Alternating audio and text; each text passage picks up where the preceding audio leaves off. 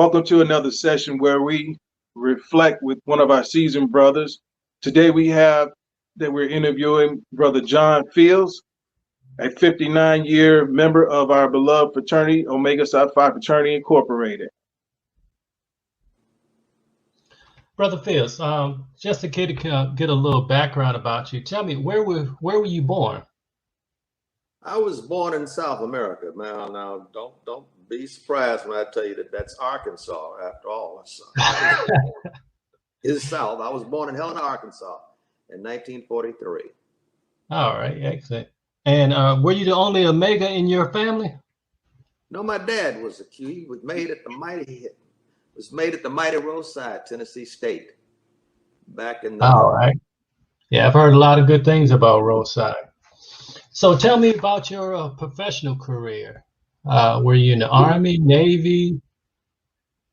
Well, I was in the Air Force for 4 years, and that wasn't planned.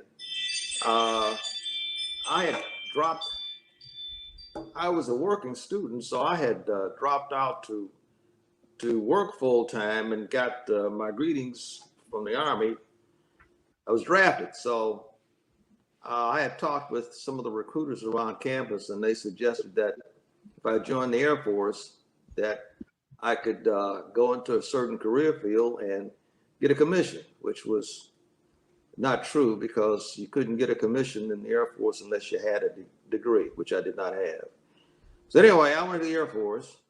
I was in my junior year when I had dropped out for a semester to work.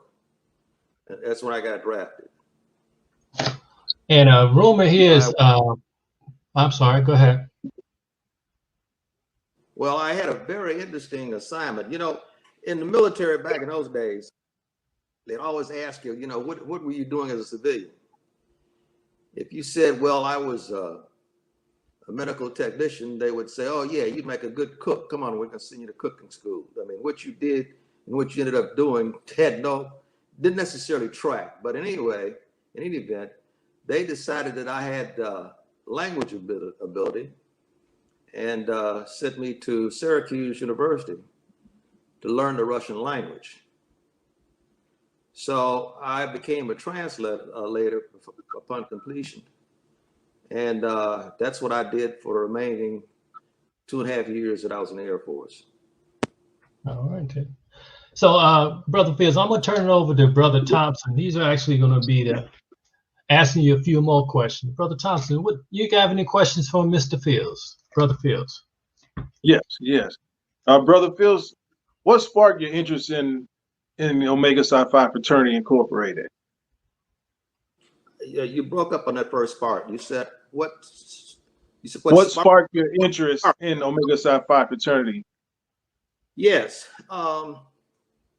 My dad was a Q, of course.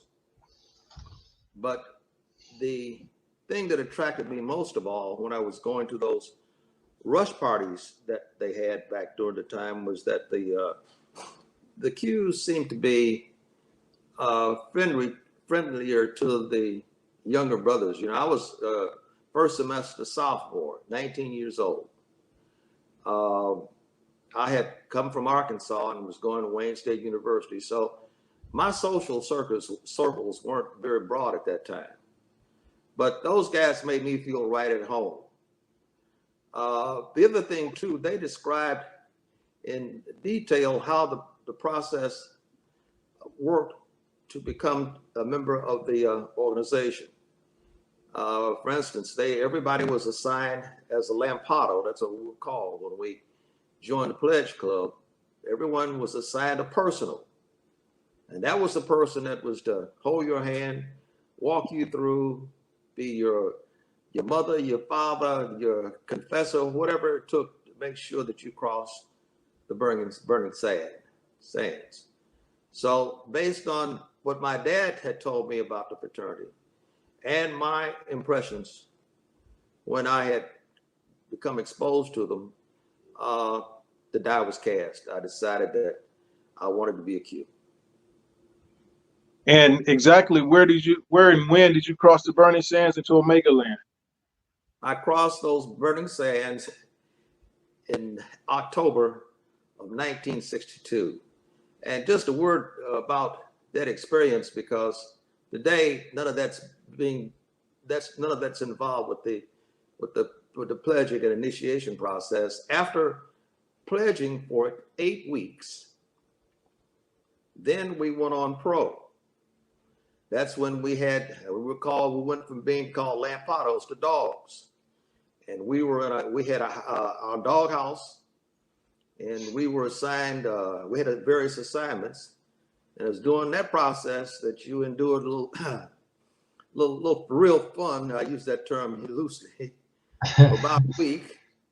That's when the sands got hot, and then that's after that we were read in 1962. Now, when we started, there were 15 of us, but only 3 of us made it.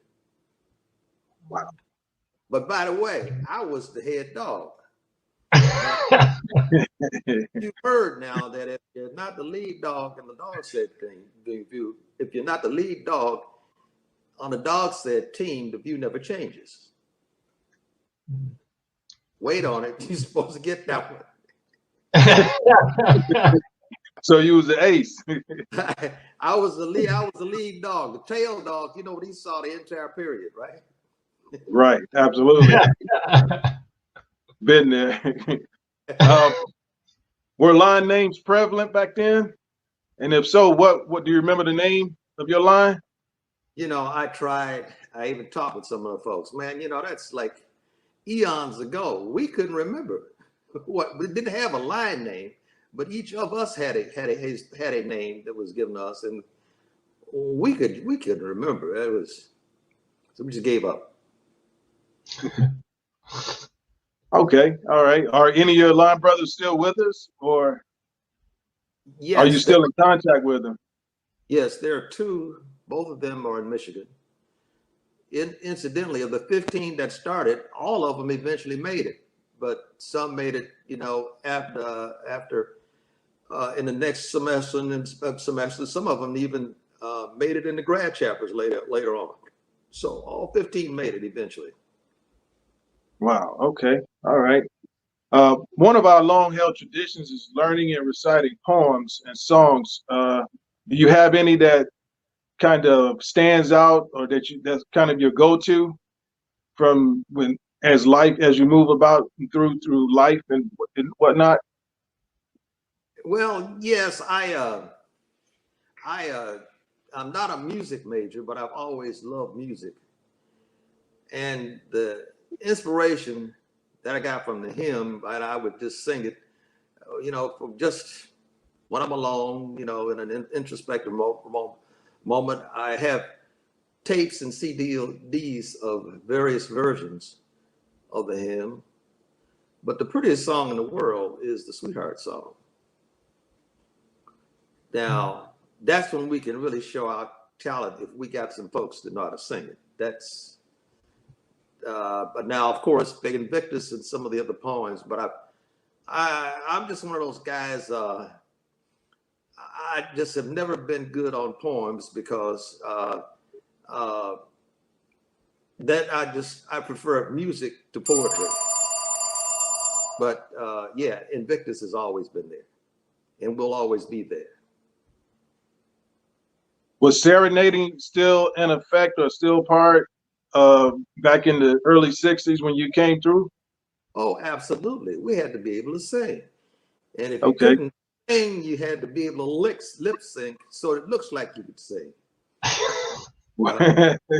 Back in those days, we had each fraternity had their sweetheart. And when that sweetheart is named at the one annual event, that's when we would all take to the floor. And while she was surrounded in the center with the court, then that's when we could show what we could do. And I got to tell you, our chapter could chirp, because we had we used to have what was called a Panhell Sing at Wayne, where all the fraternities would compete. And we won it 2 times out of the 4 years I was there. In fact, we did so well, they abolished it. They stopped doing it. But It's just, by the way, you ever heard of a guy named Sugar Child Robinson? Your fathers and grandfathers would. He was a little guy who played boogie woogie on some show back in the 50s on television. Anyway, he was the guy who did the who helped us with the arrangements on the music. Oh, okay.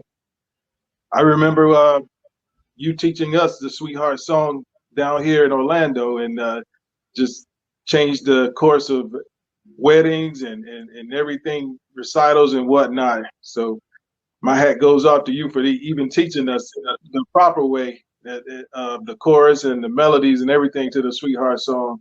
I never forgot that. So I want to say thank you. Well,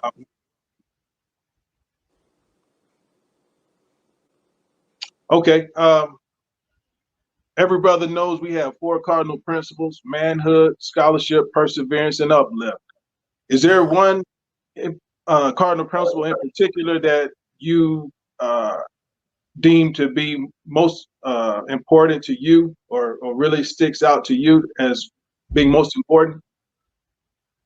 no question about it. Perseverance. My life has been one that wherever I found myself, I had to try to make the best of it. And when you're finding that your ability to plan takes turns that you had planned for, your goals could slip away without the stick-to-itiveness, the perfect perseverance. A lot of this stuff was instilled in me while I was in high school, having gone to school in the South, where Black History Month was every year, the entire year, because all of the teachers, administrators were Black. Most of them had gone to HCBUs. So they were loaded with the stuff that was manifested in our cardinal principles. You know, the stress manhood. If you're in my class, boy, you're gonna have to act like you're a man, even though you're not old enough. You're gonna have to have some stick-to-itiveness. A lot of those things came from those teachers, you know, when they said that, you know, you're gonna learn here even if you don't want to, or in spite of yourself. But perseverance has been the thing that has kept my feet on the ground for the past 78 years. Yeah, I understand that. You're only facing what other men have met. I've always held true to that one. Okay, let's switch gears here a little bit. Have you ever held any offices within the fraternity? And if so, which ones, and how did they help your daily living, help shape your daily living in and out without the fraternity? Now, that's a very, very good question, in that it's one that that younger brothers can really gain from as a result of that experience. I had after finishing the Air Force and then finally getting my degree and a wife and a family, during that period, I was not too involved with anything other than just getting myself together, and with a young child as well. But then after things began to settle down a bit, I started going to the chapter meetings, and I was probably the youngest of all the folks in the grand chapter, but somebody in that group liked me, and they said, "Come here, young boy," and he put their arm around my shoulder and said, we're gonna work with you." And so I was surprised when I was nominated for vice basileus. So there I was, having been back in the frat for about 3 years after that hiatus, and vice basileus of, at the time, one of the largest chapters in the country. Had almost 200 brothers. Now, that was a very valuable experience because, yeah, my career was going good. I thought I'd do everything, but you know, those things you can get at will, but the wisdom just wasn't there. So I learned a lot working with those brothers in terms of learning what you could do, what you couldn't do. One could have a lot of humiliating and embarrassing situations, but afterwards a brother would put his arm around you after the meeting and say, "Come here, young brother, let me tell you what you did wrong." Now that to me meant that the fraternity is an environment where you can try things, you can do things, you can learn things, but there is no consequence other than the humility that goes along with somebody saying, "Hey, this is where you messed up, brother. Listen to me." If you did those same things on the job, you wouldn't be keeping it long. If you did some of those same things with your wife, she's certainly going to put you in your place. It's a friendly training ground if you take the time to use it. Every failure many failures can be the most valuable, the most teachable moment that you might have, and it costs you nothing. Just go on a frat meeting. That's very interesting. Now, I was the district talent hunt chairman for, I don't know, 3 or 4 years. I was the talent hunt chairperson for the local chapter for the 10 years prior to coming down here. I love music. I even took piano lessons at 65 years old. Didn't obviously didn't become a Rachmaninoff, but but I also love to see young folks who perfected their skills in the performing arts. I played alto saxophone in high school, and we used to have great brand festivals, and we would go to the one of the colleges from all across the state, and they would judge our performances. So, it's with that kind of a background that I could sort of lean to doing that kind of stuff with the frat. Pardon me. In 92 or 93, I was named the Citizen of the Year for our chapter, and the citizen went on to be honored with the Citizen of the Year for the 10th District. I had always believed that service is a rent you pay for your time here on earth, and unexpectedly somebody gave me an award. So that's just a little bit. Okay, with holding those positions, would it be fair to say that they helped you in your daily life in terms of organizing or being a leader out front to speak well before public forums, or vice versa? Well, yes, that's a part of it. But now, leadership is easy to determine. You know how you do that? How's that? Who's following the person? If there's nobody following, then he's leadership. That's leadership in name only. But you see, along with that comes something that carried throughout my career in corporate America, and that was an area called interpersonal relations.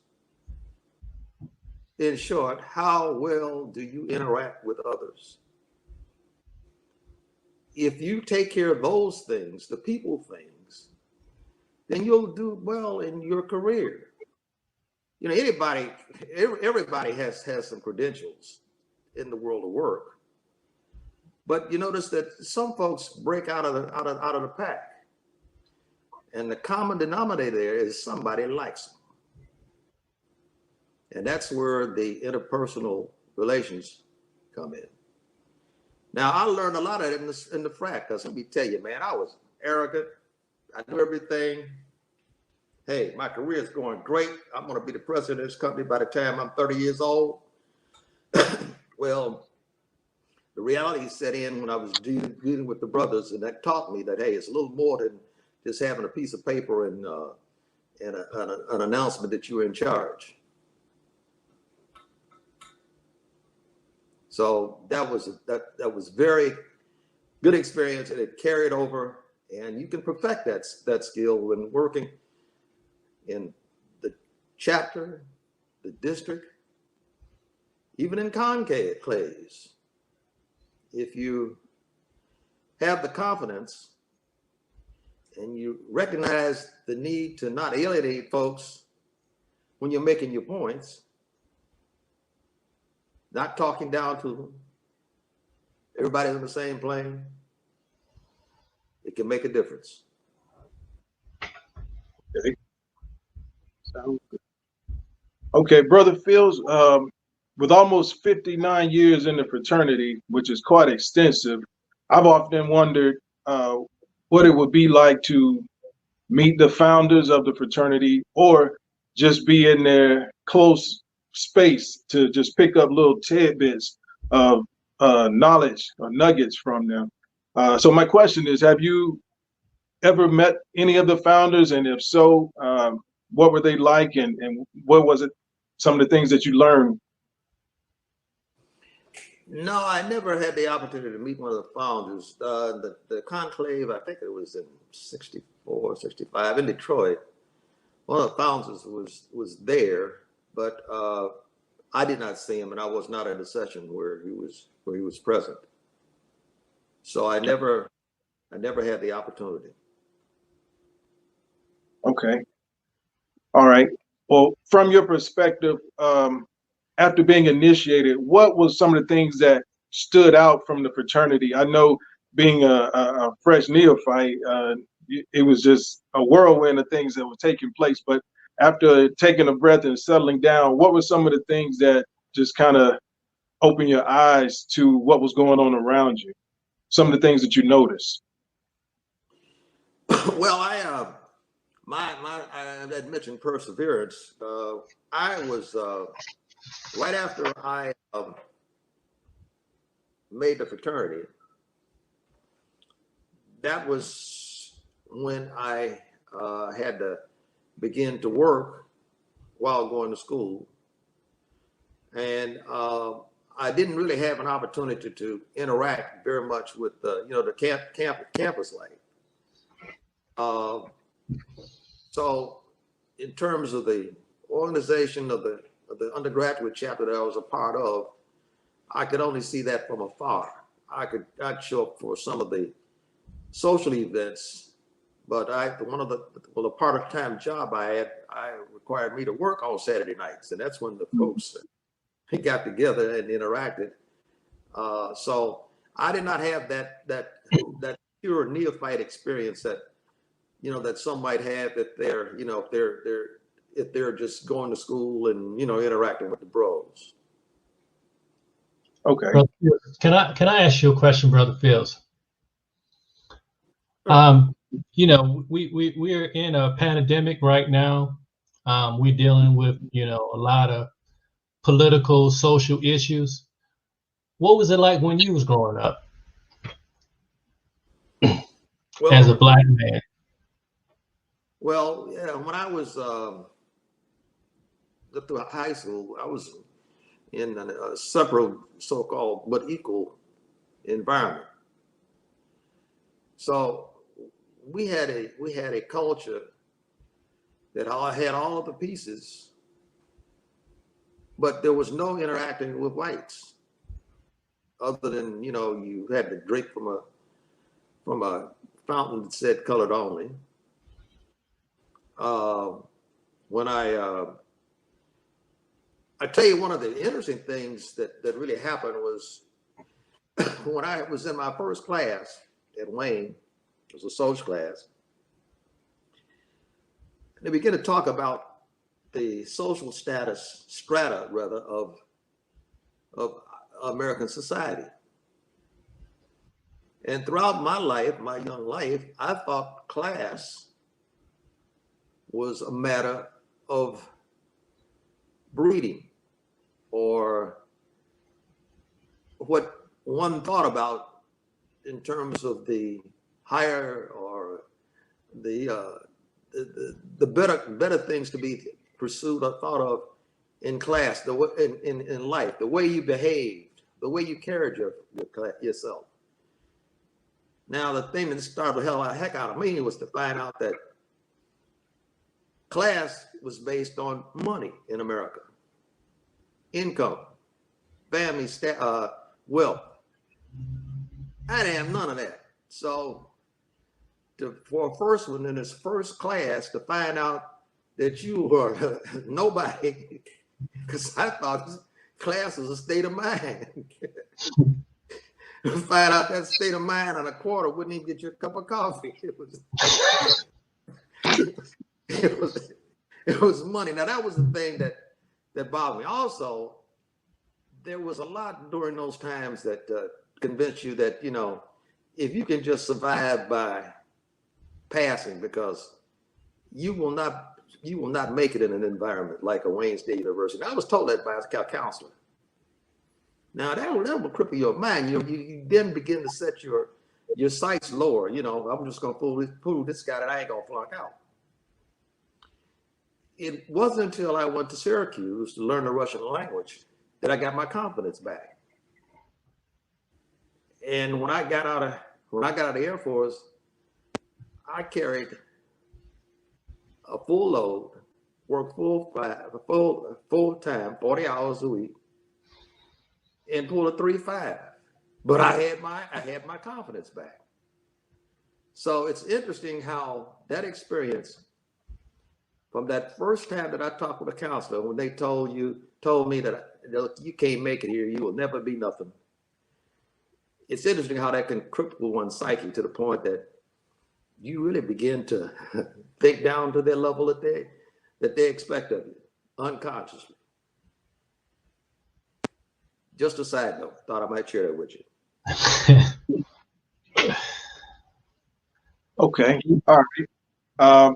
Going back to when you were newly initiated into Omega, do you remember your first conclave or district meeting, and what do you remember about the ambiance of the people that were around? Like, there were so many Omegas in the one building at one particular time.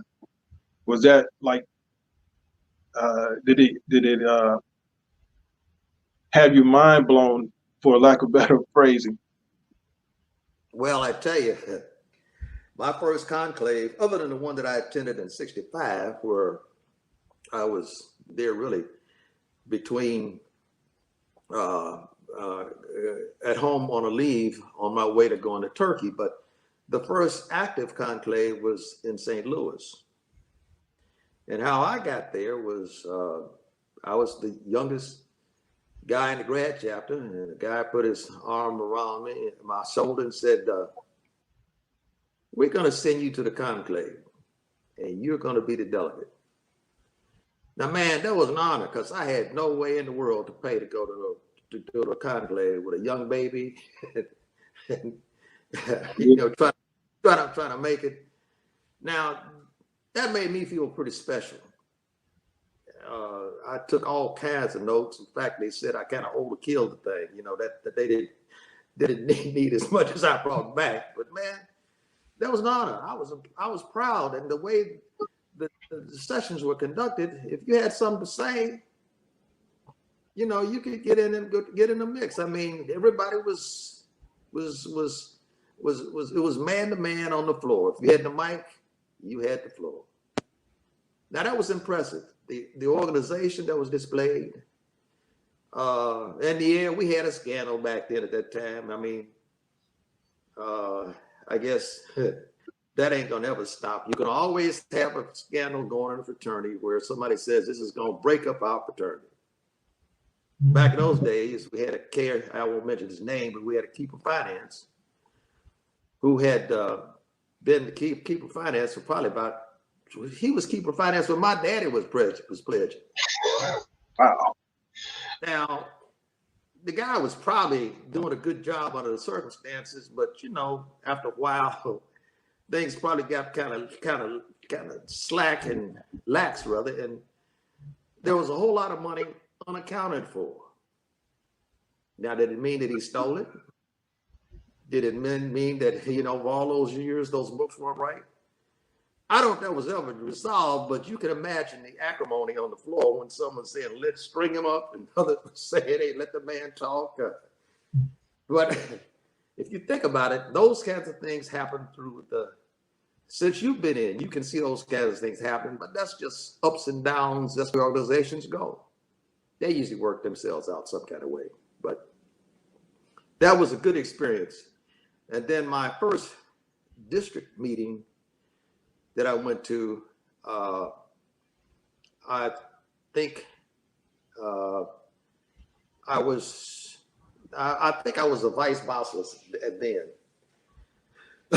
And those were very interesting and always rewarding and fun. By the way, I ought to mention this. I've been to 13 conclaves and one leadership conference in Nassau. So I've met a lot of interesting folks, had a lot of fun with America, got a lot of friends all over. They're friends and ain't nothing they can do about it. That's the way it goes, you know. Absolutely.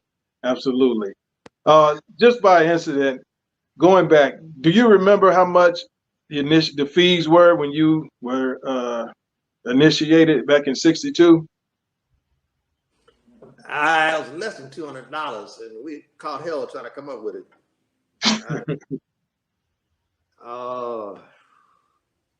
Might have been about $150 because we had little fundraisers that we got involved with to raise the money for everybody that was on the line. It wasn't okay by the latest standards, but based on the hourly rate of less than $1 an hour for a college student, there was a whole lot of work to come up with that kind of money. Wow. Okay. All right. For my next question is one that you're probably going to have to think about, and I'll come back to it. But my question would be, what is one of your fondest memories of your whole almost 59 years of being in the fraternity? I'll come back to that, so give you a little bit of time to think. But moving forward, what is your hope for the fraternity in the future, or from this point forward? Well, ours is an institution that will stand. There are a lot of people, super talented people in our organization. I'm impressed with the quality of people in Tau. You know, I can see development over the past 20 some years from where it was when I first came down here. You guys have technological savvy. You got positions of responsibility that give you a lot of street smarts, and you know how to take care of some business. Now that's encouraging, and maybe you can't see it because you're in the heat of battle. But you know, I kind of dart in and out. I'm not necessarily a part of the daily battle, and I can see that development. The hope that I hope, but the thing that I hope for is that we tap the talent, continue to tap the talent of the people that we have, and that we constantly reach back and help those that are coming behind us and put our arms around them like folks did me all those years ago and say, yeah, bro, you wanted to do this, but you didn't make it, you messed up, but that's all right, you're all right. I mean, now let me tell you what you did wrong. But not only what did you do wrong, bro, but I'm going to tell you how to do it the next time. Now, that's what I would hope that, I mean, you got the machine running. It ain't no question about it. But just to put some of that interpersonal grease on the gears, where you keep those guys that are coming through, and even those that are with you, keep them on the team. Don't alienate nobody. Yeah, we all be wrong a whole lot of times, but you know, we're all more alike than different. So just recognize that and work with each other. My hopes are high. I've seen more brotherhood and camaraderie in Kowtow than any graduate chapter I've been involved with over the past 50-some years. Now, don't be too hard on yourselves, because you do a lot of that too. Okay. Yeah. Brother Fields, do you feel the organization has moved from a service organization to more of a business? That's definitely not a business, at least my view, because there's one thing that separates businesses from service organizations, is the fact that a business is about turning a profit. Now, that don't necessarily mean that business does anything for humanity. Service, on the other hand, is totally about humanity. You are not a business. And I sometimes shudder when I hear people say one service organization is like a business, because that turns down and dirty, where you're just looking at whether or not a profit is being made. In our organization, not like that. We're purely a service organization, and that's what we do. That's what we like to do. If you look at our organization in Orlando, we have folks from all around the metropolitan area. But where do we put most of our focus? Right around the El Claudia Allen Center. That's where we are. That's where our people are. Now, yeah, we go outside of that, but if you think about it, the mentoring, the coaching, and all those kinds of things, you know, nobody's putting a gun down our head to make us do those kinds of things. That's service. That's what we do. And we do it well. Wow. Well said. Going back to that fondest memory that you can recollect, being in the fraternity, anything that stands out to you immediately? Well, yeah. Some of the brothers from the 60s came down. I invited them down for one of our formals. I forgot where it was, but we had a chance to socialize a bit a day or so before the event, and then, you know, the wives got all dolled up and everything, and then when we circled there to sing the hymn, and you're with those guys that are still alive and kicking, and you reflect on those who are not, and you look at our plight today, and that, you know, we're able to get together and socialize and have fun, and enjoy the fellowship. And did we have anything to do with that? We ain't that smart. We ain't that lucky. That's God's grace. That gives you that attitude of gratitude. And it's interesting because we were all experiencing that, but we didn't talk about it until afterwards. It looks like it reminds me of a Negro spiritual that they used to sing in some of the HCBUs. The song is "Look Where You Brought Me From." Look where you brought me from. Now that stuff touched me, man. I can be tough as nail, but you know, as the old folks say, you know, that made me kind of well up. Now I ain't never forget that. Right. You know, so I say the old folks, I am one of them. I say, we old folks. Hit a nerve. That just struck a chord. That was touching. I'll never forget that. Wow. Okay. So tell us about one of the worst times in fraternity. Well, Don't use no bad words now. There ain't gonna be no cussing. The worst time was I remember I mentioned that I was vice consul, right? And we had a brother who had done his 2 terms. So I got a call. Say, man, it's your turn. We want you to move on up. Well, you know, I'm in the office, slaving away, and now, are you sure about this? Oh yeah, man, we want you. So, you know, I did some homework and found out, yeah, I had some support. But the winds changed on me, and I didn't know that. The guy who was silent out was trying to get a promotion in the school system. And if he could have this on his resume as being acted, then that might have made a difference. So the night of the election, you know, me and my boys came in the corporate blue. We ready, you know, to be knighted and everything. And so I was walking in, guys came up to me, hey, man, look, I told you I was with you, but I ain't gonna be with you. Wow.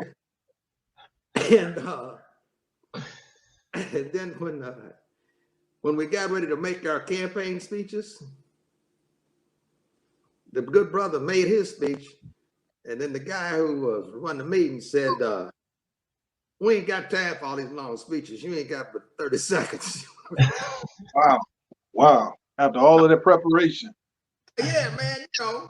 So that became a joke. I got over it and began to laugh about it, because I don't know if you guys remember Grand Boss's name, Panhell Sing. He was out of Indianapolis. Okay.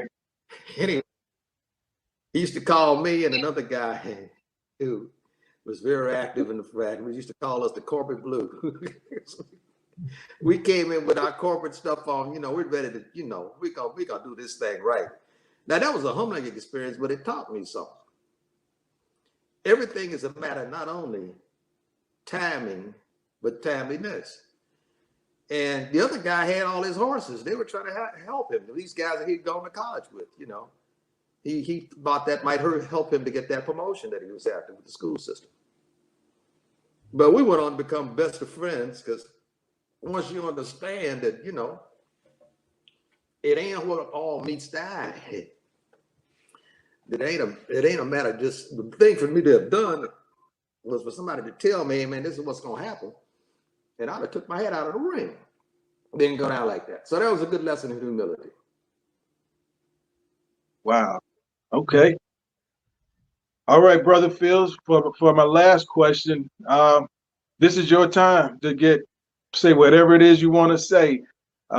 We expect this interview to be in the archives for as long as they will. So what words of wisdom would you like to impart on the youngest of initiates, as well as those that are not even in the frat that will see this years and years from now?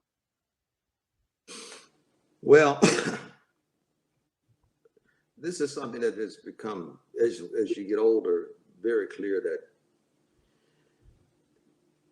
about the only thing that you can count on as being yours is family.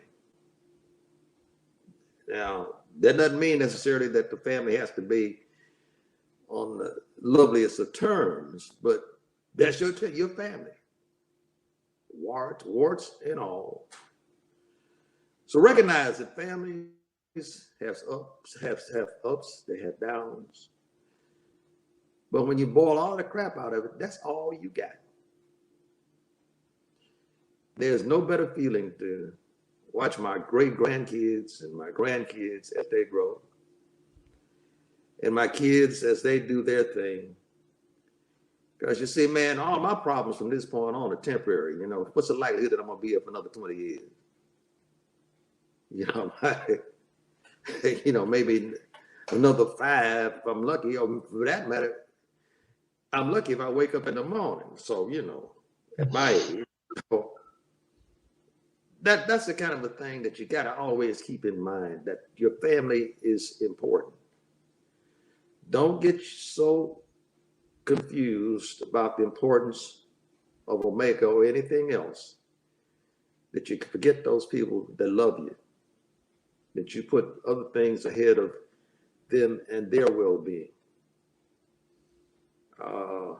All the other stuff is, in fact, that brings to mind the difference between principles and preferences. See, you know, I would die for my family, but just because you want me to do something and I don't want to do it, that's a preference. I ain't gonna die on that preference hill. You know, I can just change my mind or ignore it. But it's important to keep those differences in mind. You'll be all right. What's a principle and what's a preference? You find out 99% of this stuff is a preference. And you can really do without it, no matter how you feel at the point. So I'm kind of rambling, bros, but you know, that's what you do. When you give me the mic, you got to listen. It's your time. It's your time.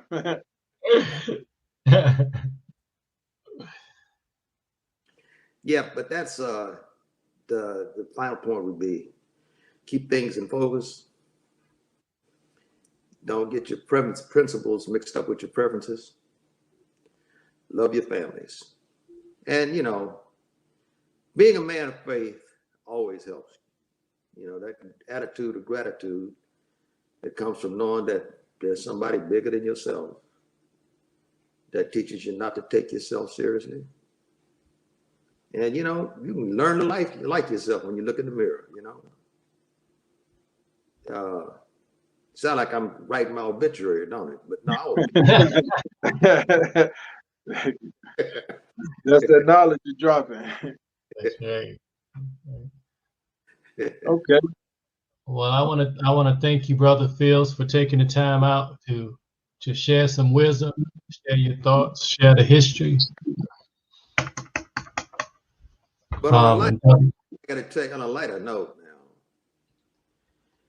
now. I used to tell some of the young guys as they're coming through when I was working that nobody's paying you to say I don't know. Never let the absence of facts run your career. Make something up. Make something up. Make something up. That's the course correction. You know, I'm glad you brought that up because I got some additional facts since I talked with you last. We have a totally different environment. Okay. Wow. But if you say, hey, I don't know, man, I ain't paying you to tell me you don't know. I could not pay nobody and get no answer.